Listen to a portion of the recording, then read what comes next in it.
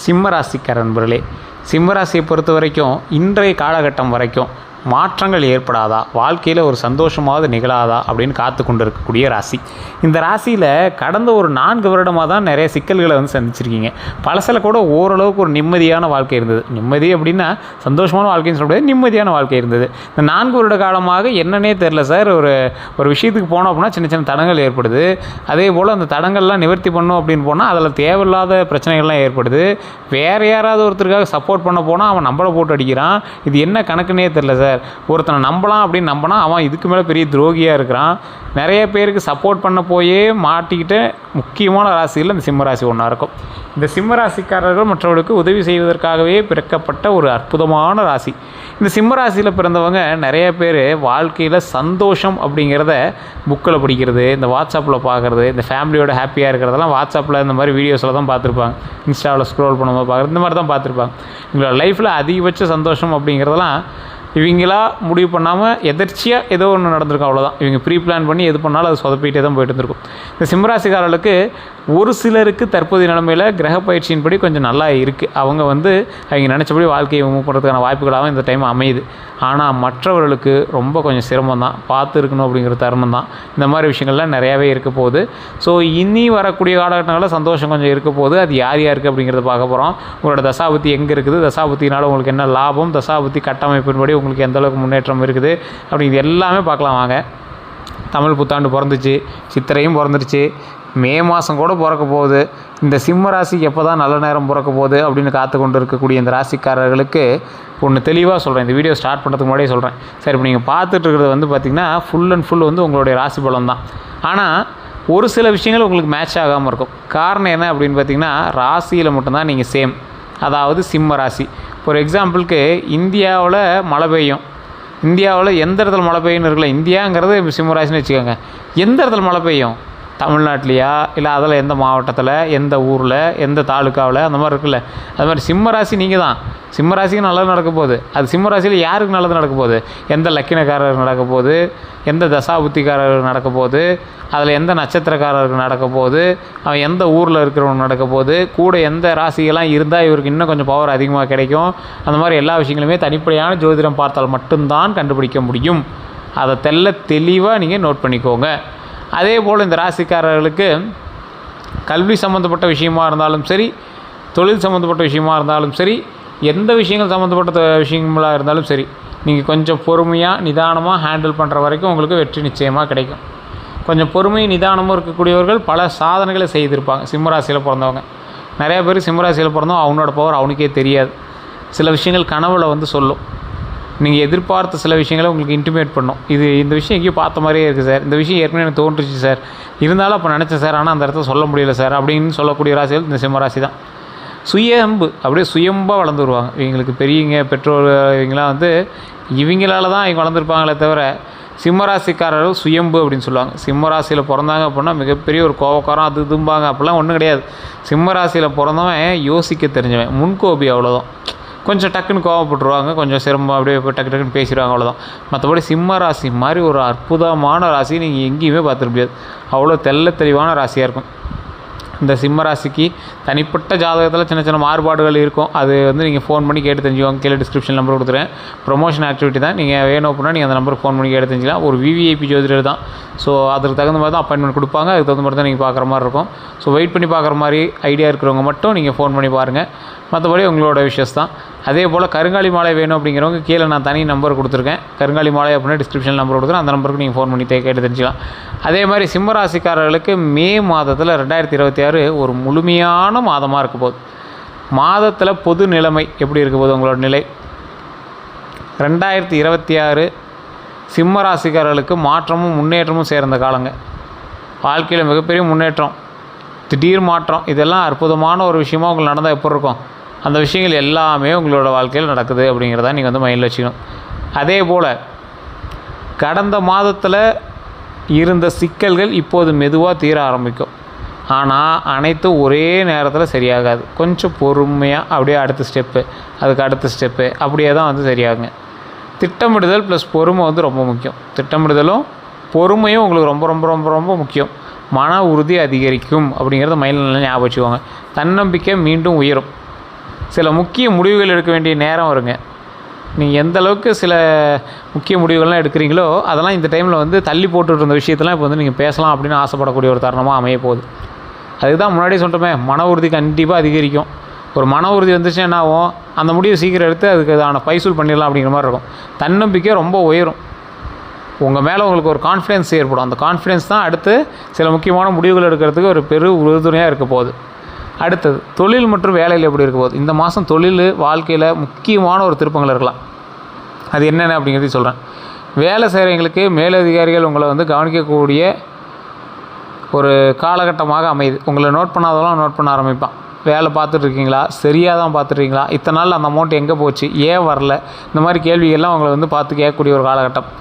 பழைய முயற்சிகளுக்கு இப்போது பாராட்டு கிடைக்கும். எப்பயோ பண்ணது உங்களை இப்போ வாட்ச் பண்ண ஆரம்பிச்சிட்டாங்கல்ல, அப்போ இது நீ தான் பண்ணியா, எனக்கு இத்தனை நாள் தெரியல, பரவாயில்ல, வெரி குட், நல்லா தான் பண்ணியிருக்கேன் அப்படிங்கிற மாதிரி புதிய பொறுப்புகள் வரதுக்கான வாய்ப்பு அதிகம். சரி, நல்லா பண்ணியிருக்கேன், பரவாயில்ல, இதையும் சேர்த்து பண்ணு, அதனால் கொஞ்சம் ப்ரமோஷன் தரோம், அந்த மாதிரி சில விஷயங்கள்லாம் இருக்கும்ல, அந்த மாதிரி சில நன்மைகள்லாம் நடக்கிறதுக்கான வாய்ப்புகள் அதிகமாக இருக்குது. அதே போல் எந்த விஷயத்தில் கவனமாக இருக்கணும் அப்படின்னா, அலுவலக அரசியல், ஆஃபீஸ் பாலிடிக்ஸ்னு சொல்லுவாங்க. உங்கள் கூடயே இருப்பான், ஆனால் உங்களை பற்றி போய் எங்கெங்கேயோ பேசிகிட்டு இருப்பான். உங்களை பற்றியே பேசிகிட்டு இருப்பான், ஆனால் யார்கிட்டையோ உங்கள்கிட்ட இவன் நல்லா வந்தான் அப்படின்னு பேசிப்பா, திடீர்னு உங்களை பற்றி ஒரு சின்ன விஷயத்தில் அவன் முன்னாடி போகிறதுக்கு போவான். இது ஆஃபீஸில் பாலிடிக்ஸ் உங்களுக்கு மேலே இருக்கணும், கீழே இருக்கணும், எல்லாம் உங்களுக்கு அது பண்ணுறது தான். ஸோ அது வந்து கண்டிப்பாக இருக்கும். அந்த விஷயத்தில் கவனமாக இருக்கணும். உங்கள் வேலையை யாரோ எடுத்துக்கொள்ள முயற்சி செய்யலாம். உங்கள் இடத்துக்கு இன்னொருத்தர் வரத்துக்கு ட்ரை பண்ணுவான். அதை கவனமாக பார்த்துக்கோங்க. இதில் உங்களுக்கு முக்கியமான ஒரு ஆலோசனை கொடுக்கணும் அப்படின்னா, உங்களது திறமையை நிரூபிக்க தயங்காதீங்க. இதுதான் வாய்ப்புன்னு அந்த வாய்ப்பு பயன்படுத்திக்கோங்க. யாருப்பா போகிறது, ரிஸ்க்கு, யார் அதை போய் பண்ணுறது அப்படிங்கிற மாதிரிலாம் பேசியிருந்தீங்கன்னா வேலைக்கு ஆகாது. இந்த டைம் நீங்கள் இறங்கி வேலையை செஞ்சே ஆகணும். அதான் இறங்கி டிலா குமாரும்பாங்களா, அந்த மாதிரி இறங்கி வேலையை போகிற பார்த்துக்கலாம். ரகசிய விஷயங்களை எல்லாரிடமும் பகிர வேண்டாம். உங்களுக்கு சின்ன விஷயம் தெரியுது, அது வந்து கொஞ்சம் கான்ஃபிடெண்ட்டாக வச்சுக்கணும். கூட ஒரு நண்பர் இருக்கான், வீட்டில் இருக்கிறான், ஒரு 10 நிமிஷம் வேறு யார்கிட்டே பேசியிருந்தா கூட நீங்கள் உளறிடுவீங்க. நீங்கள் அந்த மாதிரி ராசி. தெரியாத ஆள்கிட்ட ஒரு 10 நிமிஷம் க்ளோஸாக போடணுன்னா கூட உங்களுடைய விஷயங்கள் எல்லாமே உளறிடுவீங்க. இதுதான் சிம்ம ராசியோட ஒரு பெரிய ட்ராபேக் அப்படின்னு சொல்லுவாங்க. அதே போல் வியாபாரம் செய்பவர்களுக்கு வந்து பார்த்திங்கன்னா லாபம் மெதுவாக அதிகரிக்குங்க. எந்த அளவுக்கு லாபம் மெதுவாக அதிகரிக்கும் அப்படின்னா, திடீர்னுலாம் பணம் வர்றதுக்கு கொஞ்சம் சான்ஸ் கம்மி தான். சிம்ம ராசி இந்த டைமில் கொஞ்சம் பொறுமையாக ஒவ்வொரு ஸ்டெப்பாக நடக்க ஆரம்பிக்கும். புதிய கூட்டாளிகள் வர்றதுக்கான வாய்ப்புகள் உண்டு. வெளிநாட்டு வாய்ப்புகள் கூட இருக்கலாம். அதே போல் பெரிய முதலீடுகளை உடனே செய்ய வேண்டாம். ஒப்பந்தங்களை நன்றாக படிக்கணும். நல்லா படித்து அதுக்கு தகுந்த மாதிரி செயல்படுங்க. பெரிய முதலீடுகளை உடனே செய்ய வேண்டாம் அப்படின்னா, ஒப்பந்தங்களை நல்லா படிக்கணும் அப்படிங்கிறதையும் நல்லா ஞாபகம் வச்சுக்கோங்க. பெரிய முதலீடுகள்னால் உங்களை யாராவது கேன்வாஷ் பண்ணுவான், இல்லை வேறு எவனாவது ஒருத்தர் வந்து இதை பண்ணு அதை பண்ணுமா, புதுசாக ஏதாவது அக்ரிமெண்ட் போடுறீங்க அப்படின்னா நல்லா படித்து போடுங்க. சின்ன பாயிண்ட்டாக இருக்கும், ஆனால் அது ஒரு 2-3 வருஷம் கழிச்சு உங்களுக்கு அது பெரிய ட்ராபேக்ஸாக இருக்கலாம். அதனால் அந்த விஷயத்தில் கொஞ்சம் கவனமாக இருங்க. பணம் வரவு ப்ளஸ் நிதி நிலை, வருமானம் நிலையாக இருக்கும். உங்களுக்கு ஒன்றும் பிரச்சனை கிடையாது. வருமானம் நல்ல நிலையாக இருக்கக்கூடிய ஒரு காலகட்டமாக இருக்கும்போது கூடுதல் வருமானத்துக்கான வாய்ப்புகளும் உண்டு. பழைய கடன்களை அடைக்கக்கூடிய ஒரு நல்ல நேரமாக இந்த நேரங்கள் அமையுது. தேவையற்ற செலவுகள் அதிகரிக்கும், ஆனால் குடும்ப செலவுகள் திடீர்னு உயரும். அதுக்கு தகுந்த மாதிரி கொஞ்சம் பொறுமையாக சேமித்து வச்சுக்கிறதான வழியை பாருங்கள். சேமிப்பு திட்டம் தொடங்குங்க. முதலீடுகளில் கவனமாக இருங்க. முதலீடுகளில் கவனம் செலுத்துங்க. சிம்மராசிக்காரால் முடியாத ஒரு விஷயம், முடியவே முடியாது, நீங்கள் அடித்து சொல்லக்கூடிய ஒரு விஷயம் என்ன அப்படின்னா சேமிப்பு. சிம்மராசிக்காரர் சேமித்தாங்க அப்படின்னா என்ன, அவர் இருக்கிற இடமே வேறு. கரெக்டான முறையில் நீங்கள் சேமிச்சிருந்தீங்க அப்படின்னா, ஏதோ ஒரு வகையில் நீங்கள் சேமிக்கணும்னு நினச்சாலும் அது வேறு ஏதோ ட்ராபேக்ஸ் மூலமாக மூவ் ஆகுது. இருந்தாலும் அந்த சேமிப்பு அப்படிங்கிற ஒரு விஷயத்தை மட்டும் கரெக்ட் பண்ணி பாருங்கள். உங்களோட லைஃப்பில் எவ்வளோ சக்ஸஸ் நீங்கள் வந்து சந்திக்கிறீங்க அப்படின்னு தெரியும். அதே போல் காதல் உறவுகள், இது ரெண்டும் வந்து பார்த்திங்கன்னா, திருமணம் ஆகாதவர்கள் வந்து பார்த்திங்கன்னா புதிய காதல் வாய்ப்பு உண்டு. திருமணம் ஆகாதவங்களுக்கு புதிய காதல் வாய்ப்பு உண்டு. பழைய கிரஷ் மீண்டும் உங்களோட வாழ்க்கையில் வரலாம்னு தான் சொல்லியிருக்கேன். வருவாங்க அப்படின்னு அடித்து சொல்ல, அது உங்களோட தசாபுத்தியோட அமைப்பை பார்த்து உங்களோட ஜாதக கட்டத்தை பார்த்து கண்டுபிடிக்கலாம். அதே போல் காதலில் இருக்கிறவங்க புரிதல் அதிகரிக்கும். ஒரு லவ்வில் இருக்கீங்க அப்படின்னா உங்களுக்கிடையே புரிதல் அதிகரிக்கும். ஆனால் ஈகோ கிளாஷ் இருக்கலாம். ஈகோ கிளாஷில் ஒரு மேட்ரு கிடையாது. உட்காந்து பேசுனீங்கன்னா சரியாயிடும். உட்காந்து பேசினா சரியாகும், ஆனால் பேசாமல் இருந்தீங்க அப்படின்னா பிரச்சனை அதிகரிக்கும். அதை மட்டும் மைண்டில் நல்லா ஞாபகம் வச்சுக்கோங்க. ஓப்பனாக பேசுங்க. உங்களோட தவறுகள் இருந்தாலும் சொல்லி மன்னிப்பு கேளுங்க. சொன்னால் வேறு மாதிரி ரியாக்ட் பண்ணுறாங்க சார் அப்படின்னா பேசி மழுப்பியாவது பிரச்சனையை முடிச்சுக்கோங்க. அது மட்டும் நீங்கள் மைண்டில் நல்லா ஞாபகம் வச்சுக்கோங்க. திருமணமானவர்களுக்கு குடும்பத்தில் அமைதி இருக்கும். குழந்தைகள் தொடர்பான நல்ல செய்திகள் உண்டு. அதே போல் துணைவருடன் வாக்குவாதம் வரலாம். அதனால் அந்த இடத்துல கொஞ்சம் கவனமாக பொறுமையாக நிதானமாக பண்ணுங்கள். பண விஷயங்களில் கருத்து வேறுபாடுகளுக்கு தான் வாய்ப்புகள் அதிகம். அதில் கொஞ்சம் கவனமாக இருங்க. அதில் மட்டும் மைண்டில் நல்லா ஞாபகம் வச்சுக்கோங்க. பண விஷயங்களில் கண்டிப்பாக சின்ன சின்ன கருத்து வேறுபாடுகள் கண்டிப்பாக உண்டுங்க. அதே போல் குடும்ப வாழ்க்கையில் ஃபேமிலியெலாம் இருக்கீங்க, எல்லாம் ஒட்டுக்காக தான் இருக்கீங்க அப்படின்னா வீட்டில் சுப நிகழ்ச்சிகளுக்கான அற்புதமான காலகட்டம். உறவினர்கள் வருகை வந்து கண்டிப்பாக அதிகரிக்கக்கூடிய ஒரு காலகட்டமாக இருக்குது. பெரியவர்கள்ட்ட ஆசீர்வாதம் கண்டிப்பாக கிடைக்கும். சொத்து விஷயங்களில் சின்ன பிரச்சனைகள் உண்டு, ஆனால் அதை மட்டும் கொஞ்சம் சரி பார்த்து பொறுமையாக பண்ணிங்க அப்படின்னா நன்மை உண்டு.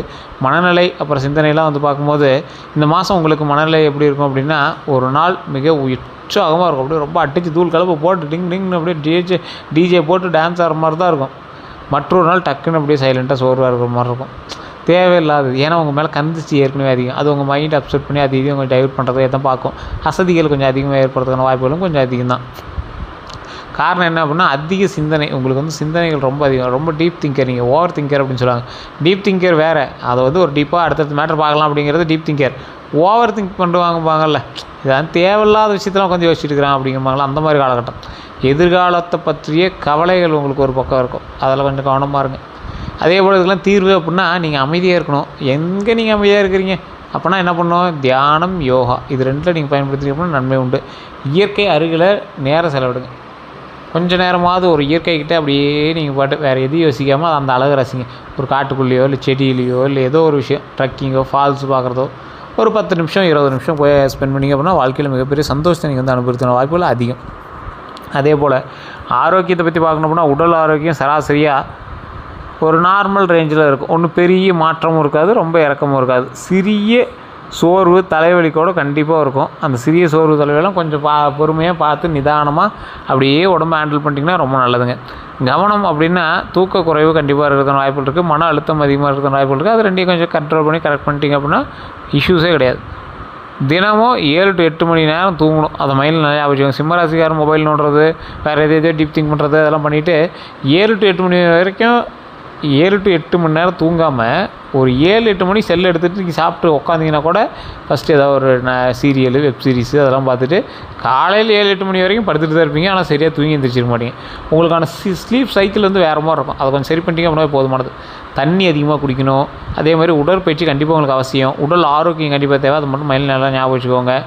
கல்வி, மாணவர்கள், இதில் 2 பேர்த்துக்கு எப்படி இருக்குது அப்படின்னா கவனம் சிதற வாய்ப்புகள் அதிகமாகவே இருக்குது. அதனால் இந்த காலகட்டத்தில் கவனம் சிதறலில் கொஞ்சம் பார்த்து பக்குவமாக பண்ணுங்கள். சில பேர்லாம் இருக்கீங்க அப்படின்னா நீங்கள் கொஞ்சம் அதில் இன்வால்வ் ஆகி பாருங்கள் கல்வி சம்மந்தப்பட்ட விஷயத்தில். அதே போல் ஆனால் முயற்சி செஞ்சீங்க அப்படின்னா வெற்றி உறுதி அப்படிங்கிறது மைண்டில் நல்லா வச்சுக்கோங்க. அது எப்பயுமே நிறைய பேர் சொல்கிறதான், முயற்சி பண்ணிங்க அப்படின்னா இதை மீறி வெற்றி பெறுவதற்கான வாய்ப்புகள் அதிகம். உங்களுடைய தசாப்தியினுடைய பலத்தை அப்போ நீங்கள் அறிஞ்சிக்கலாம். அதே போல் முக்கியம், மொபைல் யூசேஜ் கம்மி பண்ணுங்கள். நான் முன்னாடி சொன்னதான், நைட்டு தூங்கும்போதாக இருக்கட்டும் மற்ற நேரத்தில் மொபைல் யூசேஜ் கம்மி பண்ணுங்கள். திட்டமிட்டபடி படிங்க, ஷெட்யூல் போட்டு படிங்க. படிக்கிற விஷயத்தில் மட்டும் ஷெட்யூல் போட்டு படிங்கன்னா நீங்கள் சக்ஸஸ். அதே போல் முக்கியமான நாட்கள் அப்படின்னு பார்க்கும்போது நல்ல நாட்கள் அப்படின்னா 3, 9, 15, 21, 27 மே மாதத்தில் சொல்கிறேன்.